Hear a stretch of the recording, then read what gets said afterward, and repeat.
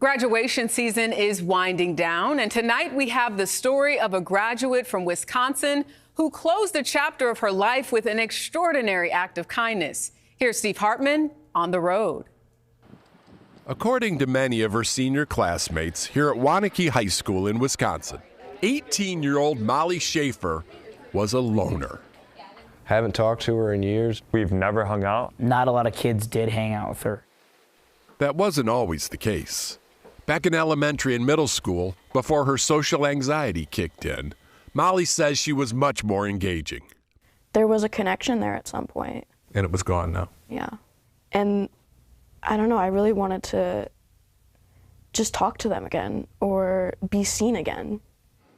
That longing for connection is a common high school lament. But what's really interesting is Molly didn't blame those kids. She didn't sulk and say, "No one likes me." Instead, she took it upon herself to reconnect in a most unusual way.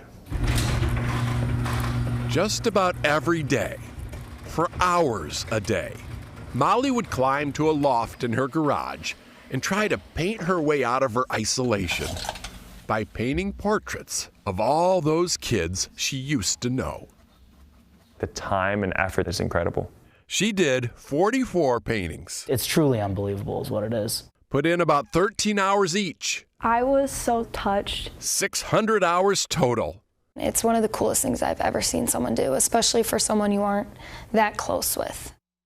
Then, at the end of the year, she presented them to the students to keep. Of course, the reviews were rave, but the paintings also evoked some remorse. All of us probably feel a little regret not paying more attention. We did have that friendship, and I didn't put forth the work to keep it. I wish I would have made more relationships with some kids that I didn't talk with. Molly says the feeling is mutual and hopes other kids and adults will learn from this. You can't go through life thinking that you don't have friends because they don't like you, because that's not the case. People aren't thinking that hard about you. Like, it's all in your head. You just have to try. A masterpiece of friendly advice. Steve Hartman on the road in Waunakee, Wisconsin. CBS's Steve Hartman heads to New England for a real-life Queen's Gambit on the road. The students at Weatherby Elementary in Hampton, Maine seem peaceful enough, but start a war on this turf. And these rookies, with their night moves, become a royal pawn in the chess to anyone who dares try to dethrone their king, which is how they became the new Maine State Chess Champions. It was so, exciting. Everybody was cheering. Just, feels like you could fly. A special, 1 in a million. In fact, the only thing more unlikely than their success is where they found it. Here, in the broom closet. School custodian David Bishop used to play chess as a kid. So when, years later, he found himself cleaning the hall outside the Weatherby Chess Club, he says he felt drawn, like he had to be part of it. And at the time, I didn't really have any thought of how to teach. I'd never done that before. I didn't really think he had a good background, for doing it, but he obviously does. His name's Mr. Bishop, which is pretty cool. He took over. And Here we are. 5-minute game. Where they are is a community of intensely focused little minds who play like a real kingdom is at stake. What happens is, yes, there's an attack here. And although no one here is a master, The king's coming out way too early. Mr. Bishop has convinced every last one of them that they have the potential. What I tell them is, if you love it, you're going to be better than the top player we have. They say, no, that can't be. Yes, if you love it, you'll never give up, and you're going to get better and better as the months and years go by. Sometimes we make the mistake of thinking our job descriptions are a box, confining who we are and what we do. But David Bishop sees it differently. He says when they told him to make this school shine, they never said how. I found my purpose. Steve Hartman on the road. It's a lesson learned. Near Bangor, Maine. Finally tonight, sometimes the best lessons in life are those we learn on the way to school. Here's CBS's Steve Hartman on the road. This may look like a normal family reunion, but as you'll soon see, Reed Moon of Zelienople, Pennsylvania is no ordinary patriarch. Good to see you. And this is no ordinary family. This is Anna Gale. Far from it. Bethany. Here's DJ. Handsome lad. That's Lewis. How many kids do you have? I'll say 200. Maybe even more. No, they're not biologically my kids. But emotionally, they surely are. That's how attached he is to the students who rode his school bus. A job he held for 27 years, even though it wasn't exactly his first choice. Reed sort of fell into the job. Well, not sort of, he did fall into the job. In 1990, he fell off a roof working as a handyman. After that, he wanted a job closer to the ground. But ironically, he says no job has ever lifted him higher. It's his children. And being in a position where you can love kids every single day is a lovely position to be in. Like, he just made everybody feel safe and loved and cared for. Do anything he possibly could to help somebody. I don't really have a teacher that I remember. I remember my bus driver. So many kids feel the exact same way that more than 20 of them had Reed, who is also a pastor, officiate their weddings. A bond so strong that even though Reed retired years ago, former students gathered recently for one last ride. And they're finding their assigned seat. Right here in the front. That they had 20 years ago. And now their child is sitting on their lap. And that kind of feeling is a wonderful thing. And as for his secret to fostering all this. So we only had 2 rules on the bus. Show everyone love and respect. Love and respect to everybody. It's a lesson they carry with them. Love and respect. And on them. Got a love and respect tattoo? I'm convinced that when you love and respect people, most of the time, that's what you're going to get back. Get back. Have a good day, Mr. Man. By the busload. Thanks, Rosie. Have a great day at school, honey. Steve Hartman on the road in Zelienople, Pennsylvania. Learn lots.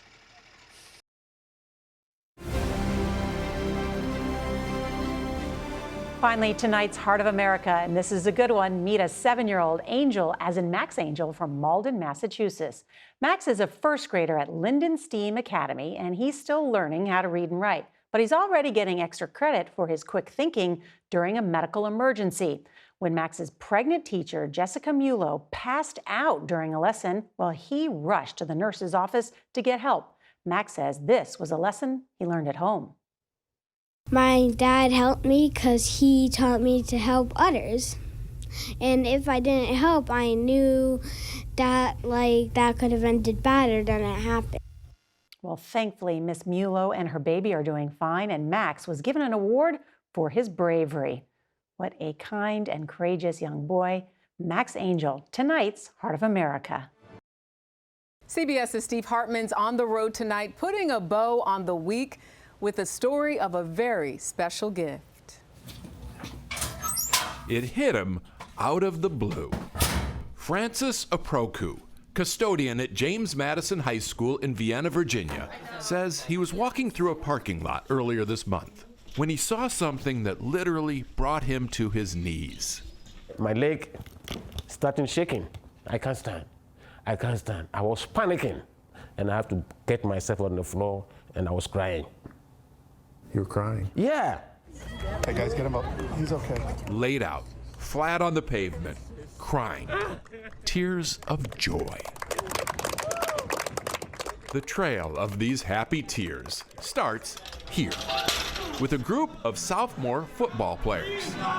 The boys used to chat with Francis outside their weight room. These are my people. Eventually, those conversations led to friendships. May God bless you guys all. With students like Bennett Hishman, Nick Tiberthopoulos, and Logan Georgeless. He's always just such a nice person. If we were to have a bad day, he'd be the first guy. I'd be like, hey, are you okay, you know? And we're like, I mean, let's do something nice for him. No one else is going to.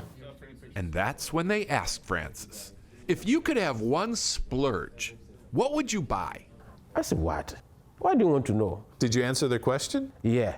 What'd you tell them? I told them that my heart desire is a Jeep Wrangler. A Jeep Wrangler? Yes, that's why I'm trying to work hard. Francis sends money to his relatives in Ghana. He's squeezed for cash. Getting that car was nothing but a pipe dream. So the boys started a fundraising campaign. All on their own they did this. And within just 4 months, they'd raised $22,000. Enough for a nice 2015 Jeep Wrangler. Francis was so surprised to see those wheels, he started rolling. That's your car, man. That's your car. That's your car. It got a little to the point where it was like, is he okay? Making sure he's okay, and we helped him up. And then we finally got him in the car, and he's just in disbelief. It was incredible. I will never, ever forget today. Not because of the car, he says, but because of the kids. I can't believe this in America. Only America. Only in America. America is a great country. May God bless America. And God bless the Jeep Wrangler. Exactly, you got it. Steve Hartman on the road in Vienna, Virginia. Finally tonight, one man's long military career and a special hometown effort to honor him. Here's CBS's Steve Hartman on the road. So as we gather here on this Memorial Day, at a ceremony in Poolesville, Maryland, American Legion Post 247 paid special tribute to one of its own. he was a Marine. He was most proud of being a Marine. The vet they're honoring is Gunnery Sergeant Richard Remp. Remp, who everyone called Gunny, quit high school to serve in World War II and stayed all the way through Vietnam. Here's all his ribbons. Friends Julian Singh and James Capicilli say he was highly decorated. That's right. And all those accomplishments, and there was still one thing left undone. Yes. High school diploma. That was his sort of farewell wish. Fortunately, Pennsylvania law allows for any honorably discharged veteran of World War II, Korea, or Vietnam to receive an honorary high school diploma. Unfortunately, it takes time, and Gunny had just days to live. Nevertheless, his friends, in desperation, reached out to school officials here in his hometown of Sharon, Pennsylvania. Hi. Superintendent Justy Glaros took the call. I have a lot of passion for the men and women that serve our country, and just everything inside of me said, yes, go, do it. So she expedited the request and then went the extra mile, or more like the extra 550 miles, driving nearly 5 hours each way to hand deliver his diploma. It was overwhelming. And, I knew that he had been weak, but in that moment, he wasn't. He was all in. Gunny died 2 days later. He was 98. The last thing he really remembered was getting that high school diploma from Justy. This may be the most memorable graduation story of the season, but it is also not entirely unique. This weekend and in the days ahead, about 4 million people will graduate high school, and behind each diploma, you'll find at least one educator who made the moment possible. Steve Hartman, on the road in Poolesville, Maryland. Finally, tonight's Heart of America, meet Dakin Kramer from Blue Springs, Missouri. The 11-year-old wanted to do something extraordinary as he finished his final year of elementary school, so he started a fundraiser in hopes of erasing his classmates' lunch debts. After posting a video online asking friends and family and even strangers to donate, he doubled his original goal by raising over $7,000, wiping away the debt completely. The school not only honored Dakin and his family at his 5th grade graduation, but officials announced that an annual award will be named after him, the Dakin Kramer Legacy Award for students who go above and beyond. Dakin had this advice for anyone trying to make a difference. Feel free to do it.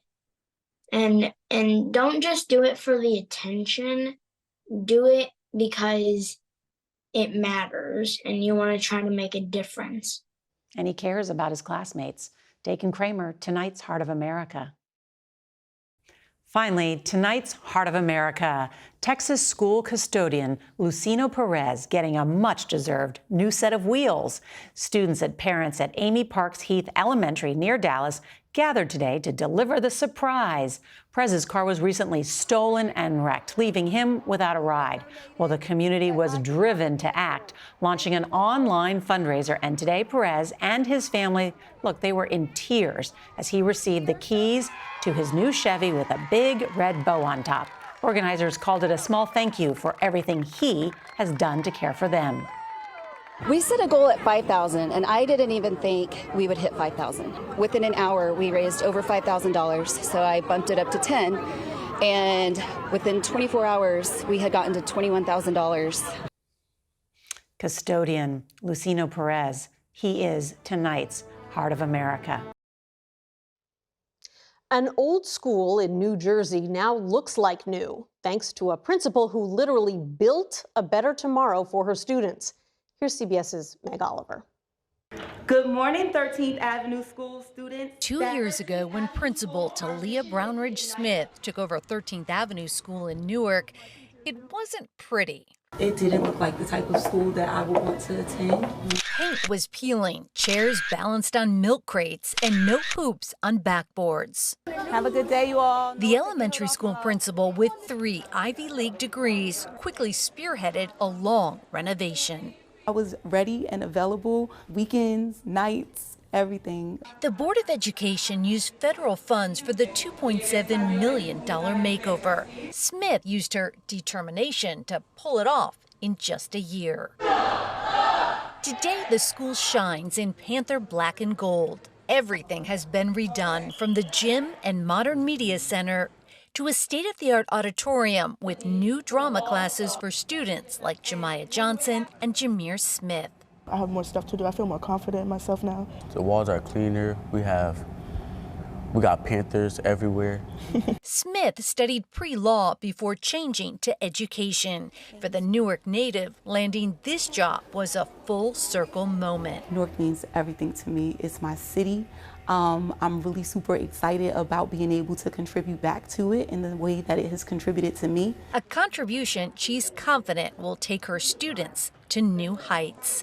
Meg Oliver, CBS News, Newark. CBS's Steve Hartman finds that sometimes the best lessons happen on the bus ride home from school. Here's this week's On the Road. It was end of day for students at Carter Middle School in Warren, Michigan. But for those on bus 46 that April afternoon, it was the beginning of an unforgettable ordeal. And all of a sudden, the brakes get slammed. We all were just terrified and shocked. And that's when I looked up and saw him.